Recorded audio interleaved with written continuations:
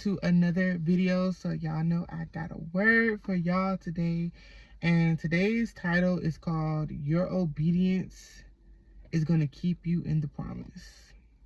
Your obedience is going to keep you in the promise.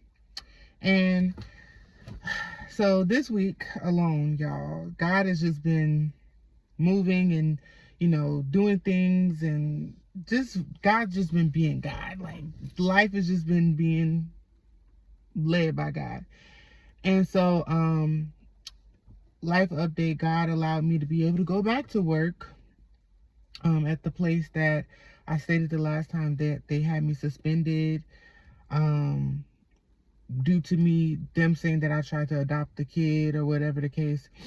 They allowed me to go back, and in that moment of me trying to go back, or in the moment of me going back, because God was just telling me to show up, and the day before I had to go back to work, I was very indecisive about even going back, period. Like, I was just like, nah, I don't know if this is gonna work, because it just don't, it seemed like everybody had attitudes. It seemed like everybody was against me, even though they said like I can come back and I just have to do a boundaries training or whatever the case was. In that moment, God was just telling me, just show up anyway. And when I showed up the next day, it was like literally God put every person that spoke on my name, that dragged me through the dirt, that wished the worst for me. God put me in the presence of them. And when I say it was like, I literally keep talking about Shadrach, Meshach, and Abednego, because it was that moment, like how when the king and everybody jumped up, was like, didn't we throw 3 men into the furnace, in the burning furnace, and chained them down? And all, like, and they were like, yeah, we did.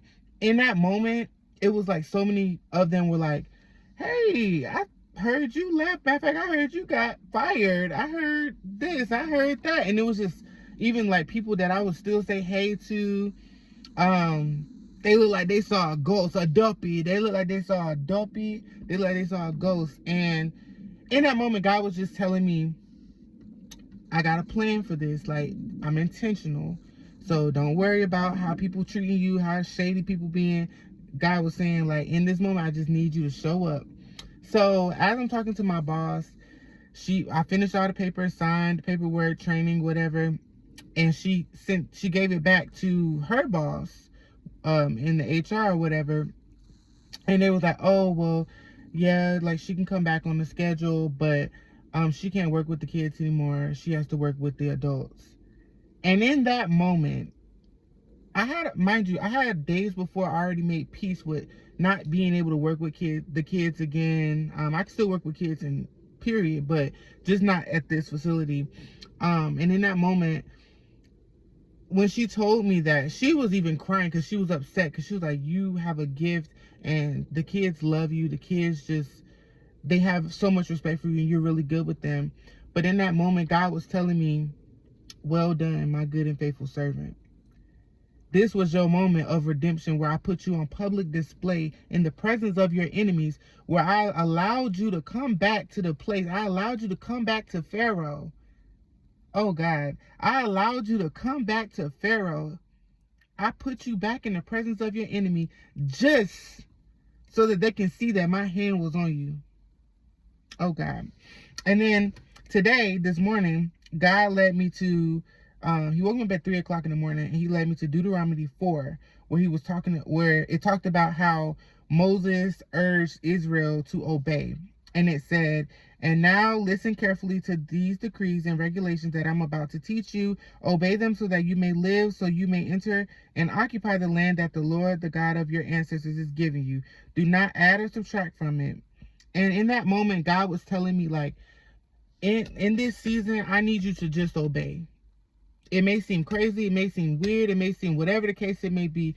God said, in this season, I just need you to obey. If I tell you to show up anyway, even with nothing in your pocket, even with no gas, if you got $5 in your tank or whatever the case is, God is saying, I need you to show up anyway, because I have my hand on you, and I've already promised you the victory. I've already confirmed your next. I've already confirmed what your next move is. I already confirmed. everything that you need.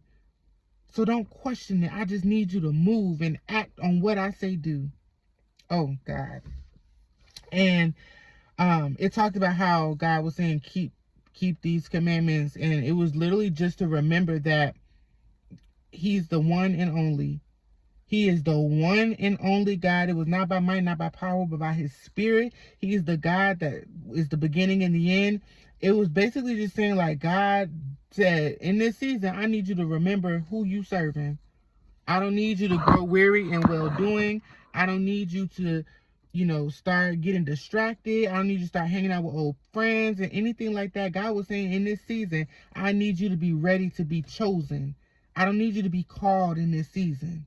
I need you to be ready to be chosen, because I'm going to have some assignments for you. I'm going to have some people that I need you to save. I'm going to have some children that I need you to save. I'm going to have some assignments for you. I have some things for you to create. God is saying, in this season, I need you to be ready to be chosen. Many are called and few are chosen. Some people just going to be called. Some people just gonna know of God. Some people are just gonna know of the church. Some people are just gonna know of the Bible. But God's saying, in this season, I need you to be chosen. When I call, you answer. Where I lead, you follow. What I send, you receive. God is saying, in this season, I need you to be ready. Stay ready so you don't have to get ready, because the land and the territory that I'm ushering you into, the garments that I have placed on you, you're going to have to be renewed in your mind, renewed in your heart, renewed in your spirit, renewed in your praying, renewed in your fasting, renewed in your worship. God is saying, in this season, I need you to be renewed in me, because we got things to do. We got things to do. And this 2026, this is not the year where we're getting delayed. No more delays. God is saying in this season, no more delays. I don't know who needed to hear that. God said, no more delays in this season. God said, I need you to get up. And I need you to move on when I tell you to move. I need you to move on what I've been said to do last year, but you decided not to do it. I need you to move on what I said to do 2 days ago, but you still ain't did it. I need you to go ahead and write that book. I need you to go ahead and apply for that job. I need you to go ahead and apply for whatever it is that you're trying to do. God said, I need you to show up anyway. God said, I need you to move, because I've already promised you that is yours. God said, I've already promised you that what I promised your ancestors, because I loved your ancestors so much, God said, I'm giving it to you. I'm giving you the promise. I'm giving you the breakthrough. Some of our ancestors were only called. The people before us on our bloodline, some of them were only called. And that's why God led the baton to you to break that generational curse. God led the baton to you because he's giving it to you. He said, this is the one that I want. This is the one that I chose. This is the one that I need for this. This is the one that I called for such a time as this. So in this season, even if you make a mistake, just remember that God already accounted your mistakes in his plan. He knew you before you were even put in your mother's womb. God said, I already knew the plan for your life, including your mistakes. So nothing surprises God. But you have to keep going. You have to keep pushing. And you have to keep just doing what he says to do. Obey his word. Slow obedience is still disobedience. It don't matter if you did it today. When God said do it this morning, you should have did it this morning. Don't wait till the end of the day to do it. Don't wait till tomorrow to do it. God says slow obedience is still disobedience. So when I tell you to move, I need you to move, because it's times to pray. It's time to speak. It's time to be silent. It's time to heal. It's a time to cry. God said it's a time for everything. So if I called you for such a time as this to do it now, I need you to do it now. Otherwise, I'm going to have your sister in Christ, your brother in Christ, to go ahead and do the assignment. But that was your assignment. So God is saying in this season, you need to get up. You need to believe. Don't grow weary in well-doing. It's a process. Trusting God is a process.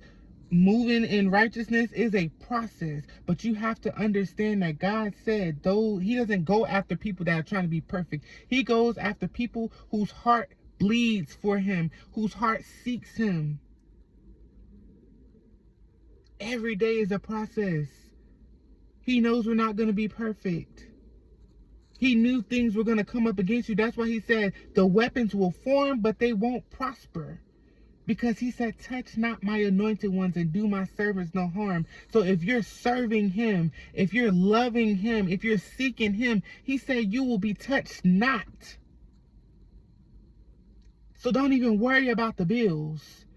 I know it's been snowstorms and everybody can't get to work and stuff and everybody check gonna be short. God said, don't worry about the bills. I have a plan. God said, don't worry about your children. I have a plan. Don't worry about your job. I have a plan. God said, don't worry about your enemies, because I want your enemies right where they think they have you, backed up into the wall, so that I can put you on a pedestal publicly to trample over their heads. God said, I prepared a table in the presence of your enemies. They have to be present. They have to be trying to come up against you. That's when he works his best work. That's when he works. In this season, you have to remember that he is a big God. He started it all. He created it all. Everything has to pass through his hands. You have to remember also in this season, those who exalt themselves will be humbled. Those who are humbled will be exalted. So be humble for God. Be humble for that new, whatever God is telling you to do. Be humble for it. Because your time will come when you will be exalted. But those who boast and exalt themselves and brag and I got this degree, I got that, I got this, they will soon be humbled. Those that came up against you will soon be humble. Be careful about who you put your mouth on in 2026. Because the things that you speak up against somebody, God will sometimes allow